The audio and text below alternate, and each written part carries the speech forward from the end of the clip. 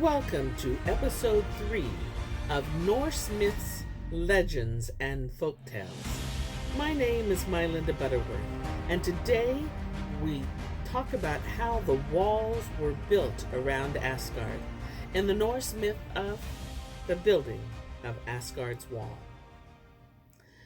Long after the Golden Age, it was still very early in the cycle of time, and long after the war between the Aesir and Vanir, the wall around Asgard that the Vanir had razed with their battle magic remained a ring of rubble, deserted, the home of eagles and ravens.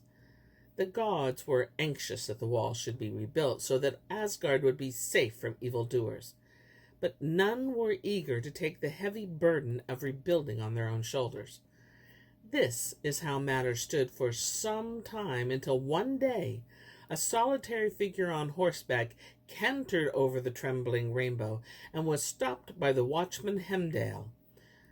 "I've a plan to put to the gods," said the man. "You can tell it to me," said Heimdall warmly. He had felt curious as he watched this man approach from 100 miles off and smiled, showing his gold teeth. "I'll tell all the gods if I tell it all," said the man from his saddle. "The goddesses may also be interested."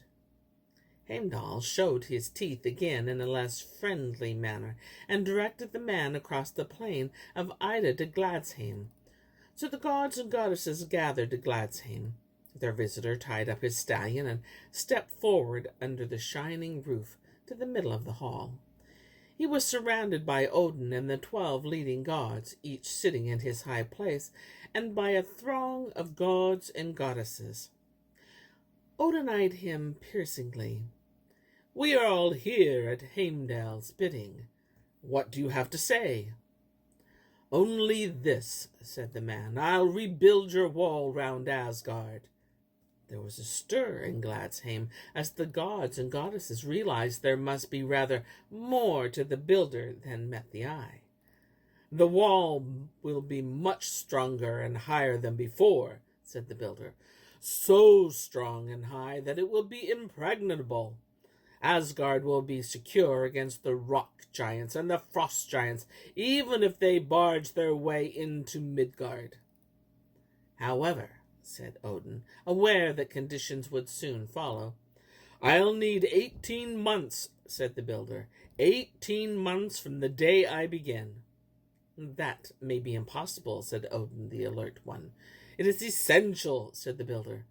"And your price?" asked Odin slowly. "I was coming to that," said the builder. "Freya as my wife." The beautiful goddess sat bolt upright as she moved the necklace of the bristings and her golden brooches and armbands, and the gold thread in her clothing glittered and flashed.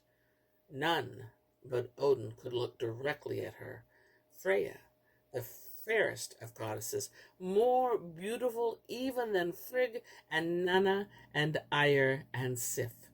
And as she sat erect, the outraged gods all around her were shouting or waving their arms, deriding the builder, dismissing the builder. "That's impossible," said Odin.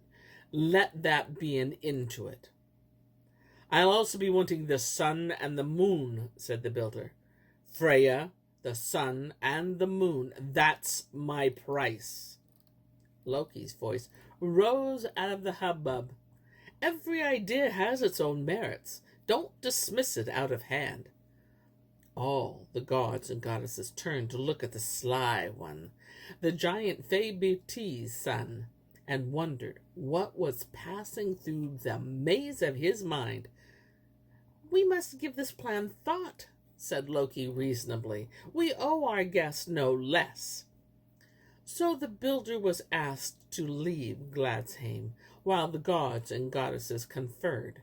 And when they saw that the gods were no longer ready to dismiss the idea out of hand, but wanted to discuss it in earnest, Freya began to weep tears of gold. "Don't be so hasty," Loki said. "We could turn this plan to our own gain. Supposing we gave this man 6 months to build the wall." He could never build it in that time, said Heimdall. Never, echoed many of the gods. Exactly, said Loki. Odin smiled. So what would we lose by suggesting it, said Loki.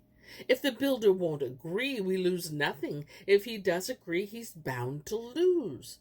And Loki slapped the sides and rolled his eyes. And we have half our wall built free and for nothing. Although the gods and goddesses were a little uneasy about taking Loki's advice, they could see no way to fault the trickster's scheme. Indeed, several of them wished they had thought of it themselves. 6 months, said Odin, when the builder had come to Gladsheim. If you build the wall within this time, you can have Freya as your wife, and take the sun and the moon too.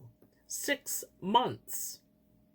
The builder shook his head, but Odin continued. Tomorrow is the first day of winter. You must agree that no one will come to help you. And if any part of the wall is still unfinished on the first day of summer, you forfeit your reward. These are our terms, and there are none other. Impossible terms, said the builder, and you know it. He paused and gazed at Freya. But my longing, he said, my longing, and he gazed at Freya again. Then at least allow me the help of my stallion, Svadilfari. Those are our terms, said Odin. And those are mine, said the builder. Odin, you are too stubborn, protested Loki. And there are none other, said Odin firmly. What's wrong with allowing him the use of his horse? Shouted Loki. How can it possibly affect the outcome? If we refuse, there'll be no bargain, and we'll have no part of the wall at all. In the end, Loki's argument prevailed, and it was agreed that the builder should begin on the next morning and have the use of his horse. Odin swore oaths to this effect in front of many witnesses, and the builder, who asked for safe conduct for as long as he worked on the wall. He said he was anxious in case Thor, who was away in the east fighting trolls at the time, should come home and fail to see matters in the way the other gods had done. Long before early waker and all set off on their journey across the sky, the builder started work. By the light of the new moon, he led Svadilfari down over a sweeping grassy shoulder and past a copse to a place where the bones of the hill were sticking out, chipped and twisted. There were huge hunks and chunks and boulders of rocks there, stuff that looked as though it would last as long as time itself. The builder brought with him a loosely meshed net, which he harnessed to his stallion and spread out behind him. Then he began to heave and shove massive slabs onto the net. He gasped and grunted. Amongst the gods, only Thor could have matched his strength. After some time, he had levered and piled up a great mound of rock behind Svadilfari. Then the builder gathered up the net ends in his horny hands as though he were folding a sheet and bellowed. At once Svadilfari bowed his head. He dug his shoes into the earth and began to haul. Mustering his vast strength, he dragged the whole quaking mound up the slope. And as day dawned, the builder and his stallion, guffing in the freezing air, brought their load up beside the old broken wall of Asgard. When the gods and goddesses stirred from their halls, they were astonished and disturbed to see how much rock Svadilfari had hauled up the hill. They watched the mason smash the boulders and shape them and set them in place, while Svadilfari rested in the shadow of the growing wall, and such was his strength. They began to think that the mason could only be some giant in disguise. But then the gods looked at the great circuit of broken wall that remained, They reassured each other that they had, in any case, got the best of the bargain. Winter bared its teeth. Hreysvelgr beat his wings, and outside Asgard, the cold wind whirled. The land was drenched by rainstorms and pelted with hailstorms, then draped in snow. The giant mason and his horse gritted their teeth and worked at the wall. Night after night, Svadilfari plowed the long furrow past the copse and to and from the quarry. Day after day, the mason went on building, and as the days grew longer, time for the mason and for the gods grew shorter. 3 days before the beginning of summer, the mason had almost completed the circuit of well-cut and well-laid stone, a sturdy wall high and strong enough to keep any unwelcome visitor at bay. Only the gateway had still to be built. The gods and the goddesses were no more able to keep away from the wall than moths from a flame. They stared at it for the 100th time. They talked of nothing but the bargain. Then Odin called a meeting in Gladsheim. The high hall was filled with anxious faces and fretful talk, and Freya was unable to stem her tears. The flood around her was flooded with gold. Odin raised his spear and his voice over the assembly. "We must find a way out of this contract," he shouted. "Who suggested we should strike this bargain? How did we come to risk such an outcome? Freya married to a brute of a giant.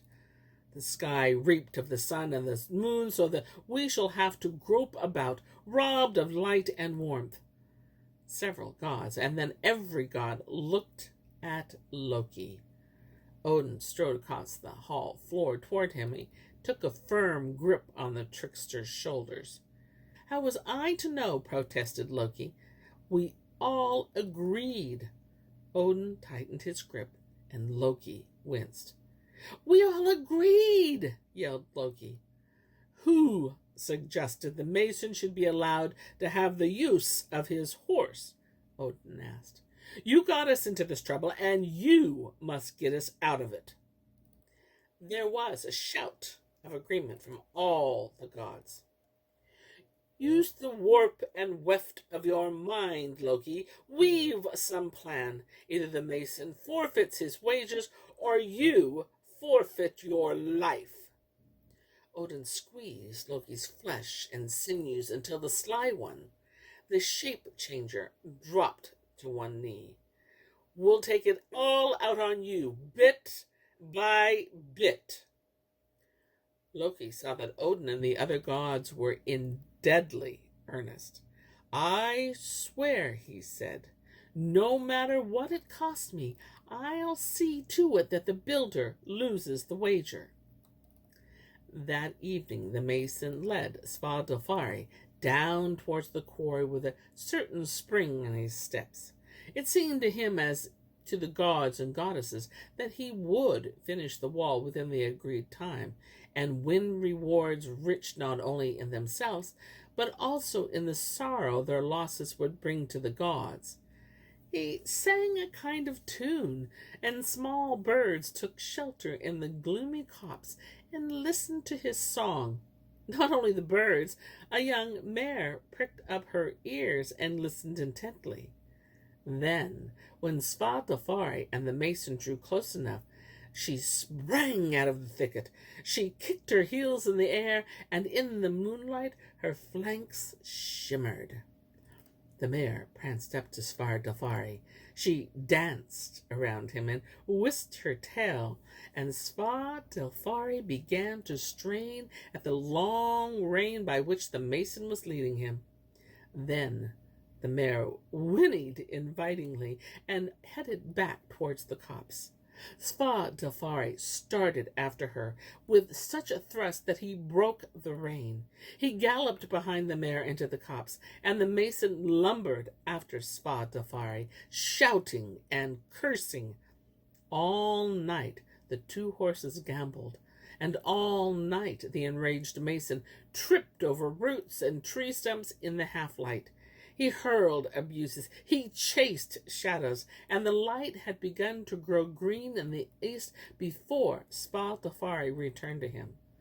So no stone was hauled from the quarry that night, and the mason had to make do with the little left over from the day before. It was not nearly enough to build the first part of the gateway, and he soon knew that he would no longer be able to complete his task in time. Then the anger churning inside the mason erupted. He burst out of his disguise and stood before the watching gods and goddesses, a towering brute of a rock giant in a towering rage. Now that the gods knew the builder was indeed a giant, they revoked their oaths about his safe conduct without a second thought and sent for Thor. "A trick!" shouted the rock giant. "Tricked by a gang of gods, a brothel of goddesses." Those were the mason's last words. Then Thor paid him his wages, and they were not the sun and the moon. A single blow from the hammer of Mjolnir shattered the giant's skull into 1,000 fragments and dispatched him to the endless dark of Niflheim. A number of months passed before Loki the shape-changer was seen in Asgard again, and when he returned ambling over Bifrost and blowing a raspberry at Heimdall, as he passed Heimburg, he had a colt in tow. The horse was rather unusual that he had 8 legs. He was gray, and Loki called him Sleipnir.